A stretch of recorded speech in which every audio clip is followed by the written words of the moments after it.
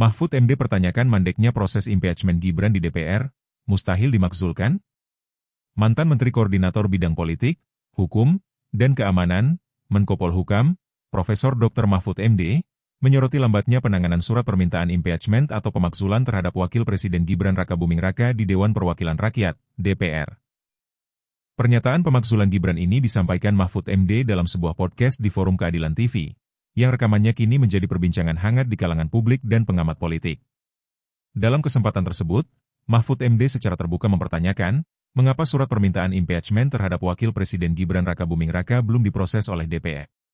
Pertanyaan ini mencerminkan kegelisahan publik terkait transparansi dan akuntabilitas proses hukum dan politik di lembaga legislatif.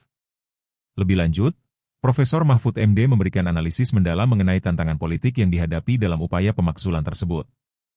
Ia menjelaskan bahwa, secara politik, proses impeachment akan sulit berjalan karena memerlukan dukungan mayoritas di DPR, yang saat ini dikuasai oleh koalisi pendukung pemerintah. Pernyataan ini mengindikasikan adanya kendala struktural dan kekuatan politik yang signifikan di parlemen yang dapat menghambat kelanjutan proses impeachment, terlepas dari substansi atau alasan di balik permintaan tersebut. Analisis Mahfud MD ini memberikan gambaran realistis tentang dinamika politik di Indonesia, di mana dukungan mayoritas di DPR menjadi faktor penentu dalam setiap langkah politik krusial, termasuk pemakzulan seorang pejabat tinggi negara. Sorotan Mahfud MD terhadap isu impeachment Gibran Rakabuming Raka ini menambah daftar panjang kritik dan pertanyaan publik terhadap independensi lembaga-lembaga negara dan pengaruh politik dalam setiap pengambilan keputusan penting. Publik ini menantikan bagaimana DPR akan menanggapi pertanyaan dan sorotan dari Mahfud MD ini, serta bagaimana nasib surat permintaan impeachment tersebut akan berlanjut.